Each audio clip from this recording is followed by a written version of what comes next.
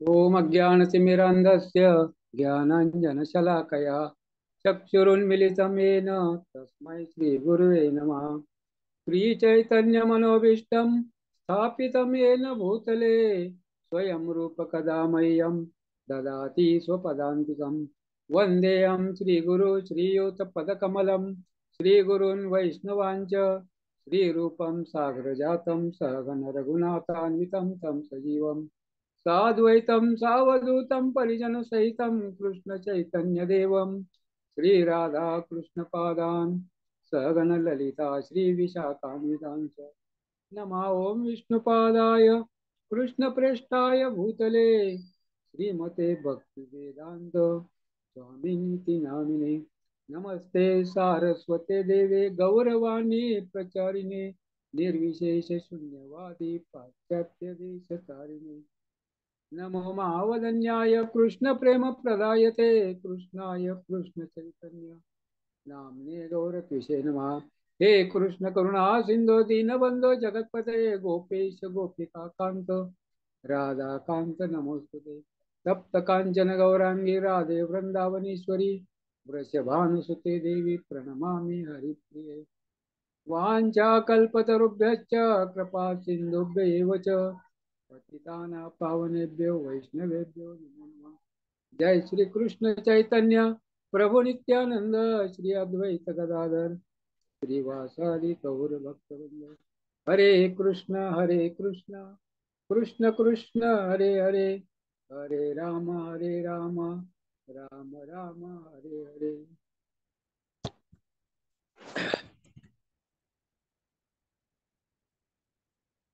हरे कृष्ण। उपस्थित सर्व भक्तांचं स्वागत आहे आजच्या तुकामने या कार्यक्रमामध्ये। आज आपण तुकोबरायाचा अभंग पाहणार आहोत।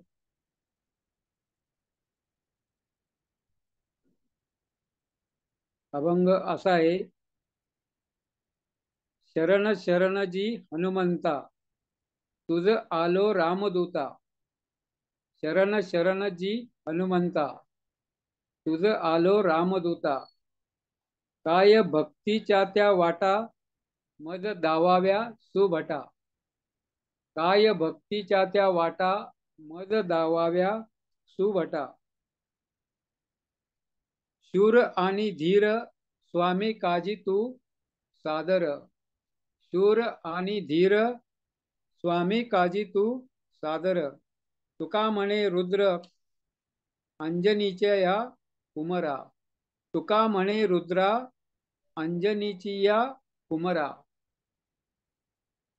प्रस्तुत अभंग जगद्गुरु माऊली महावैष्णव तुकाराम महाराज यांनी लिहिलेला आहे। 4 चरणाचा अभंग आहे आणि तुकाराम महाराज हनुमंतराय मारुती त्यांच्याकडे मागणं मागतायत आणि हनुमंताचं गुणगान करतायत। तर सर्व उपस्थित भक्तांचं पुन्हा एकदा स्वागत आहे तुकाराम तुका म्हणे या कार्यक्रमामध्ये। सर्वांना विनंती आहे की मला आशीर्वाद द्या। भगवंताला प्रार्थना करा की या अभंगावर मी काही बोलू शकेन। परवाच हनुमंत मारुती जन्म जयंती हनुमान जयंती झाली। त्या अनुषंगाने आपण हनुमंताचं स्मरण करणार आहोत। जेवढं भगवंताचं स्मरण भगवंताचं गुणगान तेवढंच महत्व किंवा त्यापेक्षाही जास्त भगवंताच्या भक्ताचं गुणगान करणं भगवंताच्या भक्ताचं स्मरण करणं त्यापेक्षाही महत्वाचं आहे। भगवंताचे शुद्ध भक्त हनुमंतराय आहेत। हनुमंतराय भक्तीचे आचार्य आहेत। दास्य भावामध्ये श्रीराम प्रभूची सेवा करतात। एक आदर्श उदाहरण म्हणजे हनुमंतराय आहेत। आणि या अभंगामध्ये तुकाराम महाराज हनुमंताचं गुणगान करतायत, हनुमंतांना शरण आणत आहेत. शरण शरणजी हनुमंता. तर हनुमंत गुरु पण आहेत आणि त्यांच्याकडून शिकण्यासारखं खूप आहे. भागवतामध्ये जे अवधूत दत्तात्रय भगवान ते भ्रमण करत होते आणि भ्रमण करता करता त्यांना जे जे कोणी भेटलं, पशु भेटले, पक्षी भेटले, मनुष्य भेटले, स्त्री भेटली, युवती भेटली, जे जे कोणी भेटले त्यांना ते त्यांच्याकडून काहीतरी घेण्यासारखं आहे. म्हणून त्यांनी काय केले, 24 गुरु सांगितले. यात्रेमध्ये त्यांना जे जे भेटले तीर्थयात्रा करताना त्यांच्याकडून घेण्यासारखं काहीतरी आहे आणि ते आपण काय घेतलं पाहिजे. आणि मग आपण त्यांच्याकडून घेतलं तर ते गुरु आहेत आपले किंवा मार्गदर्शक आहेत, किंवा त्यांच्याकडून आपल्याला प्रेरणा मिळाली, मार्गदर्शन मिळालं. तर इथं तुकाराम महाराज काय म्हणतायत, हनुमंताना. हनुमंत कोण आहेत, रामदूत, रामाचे दूत आहेत, रामाचे सेवक आहेत, रामाचे भक्त आहेत. शरण शरण जी हनुमंता. तुकाराम महाराज म्हणतायत, हनुमंतराया मी तुम्हाला शरण आलेलो आहे. एकदा नाही, मी 2 वेळा तुम्हाला शरण आलेलो आहे. शरण शरण जी हनुमंता, तुझ आलो रामदूता. तू भगवंताचे भक्त आहे, तुम्ही भगवंताचे दूत आहे, भगवंताचे सेवक आहे आणि तुमच्याकडून मला शिकण्यासारखं खूप आहे. तुम्ही गुरुस्थानी आहात आणि म्हणून मी तुम्हाला शरण आलेलो आहे. जय जय जय हनुमान गोसाई, कृपा करो गुरु देव की नाही. तुलसीदासजी म्हणतात, कृपा करो गुरुदेव की नाही, गुरु के जैसे गुरु की तरह आप कृपा करो. आप भगवान राम के दूत है, भगवंत रामाचे तुम्ही प्रतिनिधी आहात आणि तुम्ही काय करा, तर आमच्यावर कृपा करा. आणि म्हणून तुकोबाराय सुद्धा म्हणतात, आमच्यावर कृपा करा, मी तुम्हाला शरण आलेलो आहे. आणि काय कृपा करा, काय भक्तीच्या त्या वाटा मज दावाव्या सुबटा. पुढच्या चरणामध्ये महाराज काय मागतायत, मला काय नकोय, मला फक्त भक्तीच्या वाटा दाखवा. भक्ती किती प्रकारची आहे, नवविधा, 9 प्रकारचे, 9 प्रकारची भक्ती आहे. श्रवणम कीर्तनम विष्णू स्मरणम पादसेवनम अर्चनम वंदनम दास्यम सख्यम आत्मनिवेदनम. हे 9 प्रकारची भक्ती आहे आणि या भक्तीची वाट तुम्ही दाखवा. आपण एक अभंग पाहिला होता मागच्या वर्षी, बरेच दिवस झाला असेल. पुढे गेले त्यांचा शोधित मार्ग. जे पुढे गेले त्याच मार्गाने, त्याच मार्गाचा शोध घेत आपण काय करू, पुढे गेले त्यांचा शोधित मार्ग, चला जाऊ आम्ही. अशा प्रकारे तुकाराम महाराजांचा अभंग होता. आणि जे पुढे गेलेले आहेत, जे महात्मे आहेत, जे 12 महाजन, 12 महाजन आहेत, त्यांनी जो मार्ग दाखवलेला आहे भक्तीचा, त्याच मार्गाने आपण गेलं पाहिजे. आणि हनुमंतरायासारखे महान भक्त आहे आणि ते भक्तीची वाट दाखवू शकतात आपल्याला, ते मार्गदर्शन करू शकतात, ते आपल्याला रस्ता दाखवू शकतात. म्हणजे आपण चुकणार नाही, इकडे तिकडे भटकणार नाही. ज्याला माहिती आहे तो रस्ता, त्याला विचारलं पाहिजे. तसं नारद मुनी महान प्रचारक, सर्व ब्रह्मांडामध्ये नारद मुनी प्रचार करतात, सर्वांना प्रचार करतात. बालक, स्त्री, पुरुष, नारद मुनी हे जगामध्ये सगळ्यात महान प्रचारक आहेत. आणि म्हणून आपण त्यांना विचारलं पाहिजे की भक्तीची वाट दाखवा, भक्ती कशी करायची, भक्ती म्हणजे काय, भक्ती का करायची आणि भक्ती कशी करायची. तर ते आपण कुणाला विचारलं पाहिजे, ज्यांना माहिती आहे. आपण हार्डवेअरच्या दुकानात गेलं आणि सांगितलं आम्हाला 22 कॅरेटचं सोनं द्या 5 तोळे, तर तिथं मिळणार नाही. जिथं जो माल आहे तिथं आपल्याला पोचावं लागेल. आणि भक्ती कुठं आहे, हनुमंतरायाच्या जवळ आहे. भक्ती कुठे आहे, प्रभुपादांच्या जवळ आहे. भक्ती कुठे आहे, तुकोबारायांच्या जवळ आहे. आणि ते आम्हाला भक्तीचा मार्ग दाखवू शकतात आणि म्हणून त्यांना शरण गेलं पाहिजे. मनोजवम मारुततुल्य वेगम जितेंद्रियम बुद्धिमतां वरिष्ठम वातात्मजम वानरयुत मुख्यम श्रीरामदूतम शरणम प्रपद्ये. हनुमंतरायाचं वर्णन या श्लोकामध्ये केलेलं आहे. मनोजवम मारुततुल्य वेगम. हनुमंतराय कसे आहेत? मनापेक्षा जास्त वेगाने, वायू वेगाने किंवा मनाच्याही वेगाने ते धावू शकतात, आकाशामध्ये उडू शकतात. जितेंद्रियम, आपल्या इंद्रियांना ज्यांनी जिंकलेलं आहे, वश केलेलं आहे. तर वानर योनीमध्ये जितेंद्रिय होणं मनुष्य योनीमध्ये सुद्धा मुश्किल आहे. तर मानव वानर योनीमध्ये होणं दुरापास्त आहे. पण भगवंताचे भक्त हनुमंतराय जितेंद्रिय होते. बुद्धिमता वरिष्ठम, बुद्धिमता, विद्वान, बुद्धिमान त्या सर्वांमध्ये श्रेष्ठ होते. हनुमंतरायाकडे काय होतं? बल होतं, बुद्धी होती, शौर्य होतं, ज्ञान होतं आणि त्याचा उपयोग ते रामप्रभूच्या सेवेसाठी करत होते. आपल्याकडे काय आहे ते आपण प्रभूच्या सेवेमध्ये, गुरुच्या सेवेमध्ये कसं लावावं हे आपण हनुमंताकडून शिकावं. वातात्मजम वानरयुत मुख्यम. वातात्मज केसरी वायुदेव यांचा पुत्र, मातेचं नाव अंजनी आणि पित्याचं नाव केसरी. केसरी नंदन हनुमान किंवा अंजनीय हनुमान किंवा रामदूत हनुमान, अशा प्रकारे हनुमंताचे अनेक नाव आहेत, अनेक गुण हनुमंतांच्या ठिकाणी आहेत. वानर युत मुख्यम, जी वानर सेना होती सुग्रीवाकडं, त्या वानर सेनेमध्ये सगळ्या वानरामध्ये मुख्य, वरिष्ठ, श्रेष्ठ, बुद्धिमान, बलवान, ज्ञानवान अशा प्रकारचे हनुमंतराय होते. जेव्हा आपण भगवंताची भक्ती करतो, जेव्हा आपण भगवंताची प्रेममयी सेवा करतो, तेव्हा काय होतं?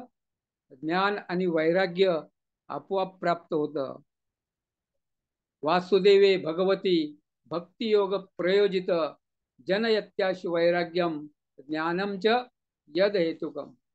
आपण ज्ञानासाठी पुस्तक वाचायची गरज नाही, वैराग्यासाठी प्रयत्न त्यागाचा करायची गरज नाहीये. जेव्हा आपण भक्तीमध्ये संलग्न होतो तेव्हा न मागता ज्ञान आणि वैराग्य आपोआप त्या ठिकाणी प्राप्त होतात. हे भक्तीचं महात्म्य आहे. आणि म्हणून भगवंताची भक्ती, रामप्रभूची भक्ती सेवा हनुमंतांनी केली आणि त्यांच्याकडे हे असे अनेक गुण होते, असामान्य अशा प्रकारचे गुण होते. वानरयुत मुख्यम श्रीरामदूतम शरणम प्रपद्ये. म्हणून हनुमंताला पण शरण गेलं पाहिजे, भगवंताच्या भक्तांना शरण गेलं पाहिजे, वैष्णवांना शरण गेलं पाहिजे. आणि त्यांना शरण जाऊन काय विचारायचं? प्रपंच, घरदार, परिवार, देश, राष्ट्र, समाज हे विचारायचं नाही. त्यांना भगवंताची भक्ती कशी करायची, भगवंताच्या भक्तीची वाट विचारायची. अशा प्रकारे हनुमंतांना तुकोबारा विचारतायत, काय भक्तीच्या त्या वाटा मद दावाव्या सुभटा. हनुमंत वानर योनीमध्ये होते पण भगवंताचे भक्त. आणि या ठिकाणी तुकाराम महाराज म्हणतायत सुभटा. सु म्हणजे श्रेष्ठ, भटा म्हणजे ब्राह्मण, वैष्णव, भक्त. आपण म्हणतो ना भटजी किंवा भट म्हणजे ब्राह्मण.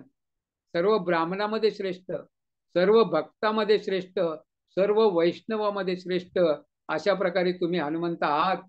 आणि तुम्ही मला काय करा तर भक्तीच्या वाटा दाखवा. हे नवदा भक्ती कशा प्रकारे करायची, अशा प्रकारे तुकाराम महाराज हनुमंतरायांना विचारू लागलेले. शूर आणि धीर स्वामी काजी तू सादर. हनुमंत कसे आहेत? शूर आहेत आणि धीर आहेत, असे उतावीळ नाहीत. धैर्य आहे त्यांच्याकडं, बल आहे आणि बुद्धी पण आहे. काही लोकांकडे बल असतं, शक्ती असते, ताकद असते, पण बुद्धी नसते. ते बल कुठं वापरायचं त्यांना माहित नसतं. ते गुरुच्या कृपेनं आणि भगवत कृपेनं त्याचं ज्ञान आपल्याला होतं. तेषाम सतत युक्तानाम भजताम प्रीतिपूर्वकम. ददामी बुद्धी योगम तम एन मामुपयांती ते भगवंत गीतेमध्ये सांगतायत. तेशाम सतत युक्तानाम भजताम प्रीतिपूर्वकम, जे सतत माझं प्रेमपूर्वक भजन करतात, माझी भक्ती करतात, त्यांना मी बुद्धी देतो आणि ते माझ्या धामामध्ये मला प्राप्त होतात. म्हणून आपल्याला जर भगवंताचं धाम, भगवंताची प्राप्ती करायची असेल तर तेशाम सतत युक्तानाम भजताम प्रीतिपूर्वकम, प्रेमपूर्वक भगवंताची सेवा, भगवंताची भक्ती आणि सतत केली पाहिजे, तर आपला उद्धार झाल्याशिवाय राहत नाही. अशा प्रकारे भगवंत स्वतः गीतेमध्ये सांगतायत. शूर आणि धीर स्वामी काजी तू सादर. हनुमंत कसे आहेत? शूर आहेत आणि धीरी आहेत. आणि त्याचबरोबर स्वामी काजी तू सादर, आपल्या स्वामीचं काम करण्यामध्ये एक क्षण मात्र विलंब किंवा एक क्षण मात्र दुर्लक्ष करत नाहीत. आपल्या स्वामीला काय हवंय? जेव्हा वनवासातून राम प्रभू, सीतामाई, लक्ष्मणासहित सर्वजण अयोध्येला परत आले आणि अयोध्येला परत आल्यानंतर सर्वांना सेवा राम प्रभूची वाटून देण्यात आली. जसं आपल्या मंदिरामध्ये सेवा सर्वांना वाटून दिल्या जातात, तसं रामप्रभूच्या सर्व सेवा वाटून दिल्या आणि हनुमंताला कुठलीच सेवा राहिली नाही. सर्व सेवा सर्वांना वाटून दिल्या. अयोध्येमध्ये सगळे रामप्रभूंच्या परिवारातले लोक सर्वांना सेवा दिल्या. आणि मग हनुमंतांनी विचारलं, मला काही सेवा नाहीये, काय करू? प्रभू रामाने सांगितलं, आता तुम्ही भरपूर, हनुमंता तू माझी भरपूर सेवा केलेली आहे. मध्ये सगळ्या राक्षसांचा निपात केलेला आहे. द्रोणागिरी सारखा पर्वत रातोरात आणलेला आहे. एवढे भयंकर मोठी सेवा तुम्ही केलेली आहे. आणखीन काय केलेलं आहे? ज्यावेळेस सेतू बंद केला त्यावेळेस मोठी सेवा केलेली आहे. आता तुम्हाला सेवा करायची गरज नाही. पण हनुमंत म्हणले, नाही, मला काहीतरी सेवा पाहिजे. तर सर्वांना वाटलेली सेवा तर परत घेता येत नाहीत. मग हनुमंतांनी सांगितलं, भगवंता, ज्यावेळेस तुम्हाला जांभळी येईल, उमासे जांभळी येईल, त्यावेळेस चुटकी वाजवण्याची सेवा मी करतो. म्हणजे भगवंताच्या जवळ कसं राहता येईल, अशा प्रकारे भगवंताची सेवा भगवंताच्या जवळ राहून कशी करता येईल हे आपण हनुमंताकडून शिकू शकतो. हनुमंताचं किती प्रेम आहे, किती सेवा भाव आहे, की सतत 24 तास भगवंताला केव्हाही जांभळी येऊ शकते, हनुमंत त्या ठिकाणी चुटकी वाजवण्यासाठी तत्पर आहेत. स्वामी काजी तू सादर, तुका म्हणे रुद्रा अंजनीची या कुमारा. आणि हे अंजनीचे कुमार हनुमंत कोण आहेत? रुद्र आहेत. जे 11 रुद्र, शिवजीचे अवतार, रुद्र अवतार, एकादश रुद्र, त्या रुद्रापैकी हनुमंत एक आहे. तुका म्हणे रुद्र अंजनीची या कुमार, म्हणजे शिवजीचे अवतार आहेत. प्रत्यक्ष रुद्र, एकादश रुद्रापैकी एक हनुमंत आहे. म्हणजे शिवजी प्रत्यक्ष रामाची सेवा करण्यासाठी हनुमंताच्या रूपामध्ये या ठिकाणी प्रकट झालेले आहेत. आणि रामप्रभूची सेवा रुद्र हनुमंत रूपामध्ये त्या ठिकाणी करतायत. तुका म्हणे रुद्रा अंजनीची या कुमार. त्या अंजनीचा कुमार दुसरा तिसरा कोणी नसून जे रुद्र आहेत. रुद्र म्हणजे शिवजी, सदाशिव आणि रुद्र शिवजीचे 2 रूप आहेत. सदाशिव म्हणजे सर्वावर कृपा करणारे आशुतोष, असे शिवजी आहेत. राक्षस असेल, कुणी असेल, आणि तो राक्षस असं वरदान मागतो की शिवजीलाच त्या ठिकाणी मारायला पाहतो, अशांना सुद्धा वरदान शिवजी देतात. आणि संकट आल्यानंतर श्रीहरी त्या ठिकाणी संकटातून बाहेर काढतात. अशा श्रीहरी रामप्रभूची सेवा प्रत्यक्ष शिवजी रुद्र हनुमंताच्या रूपामध्ये करतायत. रुद्र कुठं प्रकट झाले? रुद्र ब्रह्मदेवाच्या भ्रकुटीमधून प्रकट झाले. ब्रह्मदेवाने काय केलं? सृष्टीचं सृजन, सृष्टीची उत्पत्ती करण्यासाठी ऋषी देवता, ऋषींना त्या ठिकाणी जन्म दिला. अनेक लोक पुत्रांना जन्म दिला आणि त्यांना सांगितलं, तुम्ही संतान उत्पत्ती करा.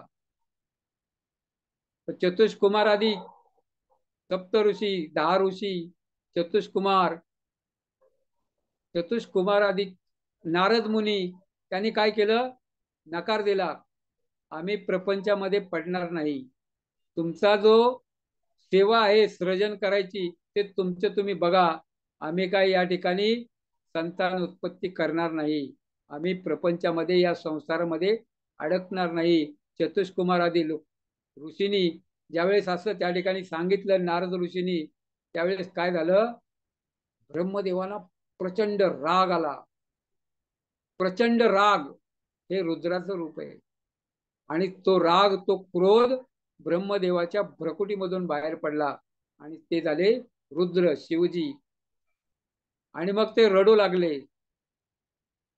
बाळ जन्मल्यावर रडतं, शिवजीला रडायची गरज नव्हती, पण लीला करतात.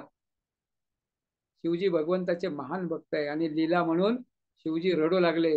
ब्रह्मदेवाने शिवजींना शांत केलं आणि शांत करून काय केलं, त्यांना नाव दिलं रुद्र. कारण त्यांचं रडणं भयंकर होतं, रुदन करत होते. रुद्राची स्थानं कुठली कुठली आहेत, रुद्र कुठं कुठं प्रकट होतात, भागवतामध्ये सांगितलेलं आहे. ज्या ठिकाणी प्रचंड राग येतो, डोळे लाल लाल होतात, श्वास त्या ठिकाणी तीव्र गतीनं चालतो, हाताच्या मुठ्ठी त्या ठिकाणी वळतात, पाय आपटले जातात, ते क्रोध अवस्थेमध्ये आपण जे क्रिया करतो त्या सगळ्या रुद्राची स्थान आहेत. त्या ठिकाणी रुद्र आहेत.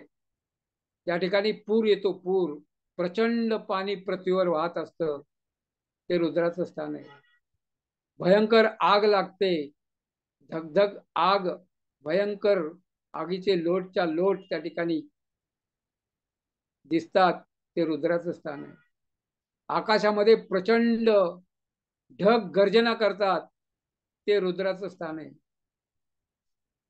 वादळ उठतं आणि अतिशय वेगानं भयंकर अशा प्रकारचं वादळ त्या ठिकाणी उठतं, ते रुद्राचं स्थान आहे. आणि समुद्रामध्ये प्रचंड लाटा उठतात, ते रुद्राचं स्थान आहे. अशा प्रकारे रुद्र, रुद्र म्हणजे शिवजी. शिवजी काय करतात, संहार, संहार करण्याचं कार्य त्यांना दिलेलं आहे, सृष्टीचा संहार करायचा. अशा प्रकारे रुद्र रूप धारण करून शिवजी ते कार्य करीत असतात. शिवजी आपल्या शक्तीद्वारे स्वतः ते कार्य करतात. म्हणून तुका म्हणे रुद्रा अंजनीची या कुमारा. तर आपण ब्रह्माजीच्या भ्रकुटीमधून शिवजी प्रकट झाले आणि हनुमंतराय प्रकट झाले. आणि हनुमंतरायाचे गुण आहेत. पहिला गुण आहे निर्मल भक्ती. हनुमंताने आम्हाला काय शिकवली, भगवंताची भक्ती अहेतुकी अप्रतिहता. भागवतामध्ये सांगितलेलं आहे भक्ती कशी असावी, अहेतुकी आणि अप्रतिहता, अखंड, सतत, कंटिन्यू. भक्ती कंटिन्यू असावी आणि कुठलाही निजी स्वार्थ नाही. भगवंताची सेवा हा एकमेव उद्देश असावा, स्वतःचा कुठलाही त्या ठिकाणी स्वार्थ नसावा. अशा प्रकारची निर्मल भक्ती. जेव्हा प्रभू रामचंद्रांनी अयोध्येमध्ये आल्यानंतर सभेमध्ये ज्याने ज्याने आपल्याला युद्धामध्ये मदत केली त्या सर्वांना पुरस्कार दिले आणि हनुमंताला म्हणले आता काय द्यायचं, माझ्याकडे तरी काय शिल्लक नाहीये. त्यावेळी सीतामाईने काय केलं, गळ्यातला हार काढून हनुमंतांना दिला. हनुमंतानी ते काय केलं, हार घेतला आणि ते तोडून पाहिला. त्यातले एक एक मणी तोडले, एक एक मणी फोडले आणि फोडून पाहिलं आणि फेकून दिले. रामप्रभूंनी विचारलं असं का करतो. हनुमंतांनी सांगितलं, जिस माला में राम नहीं वो माला किस काम की.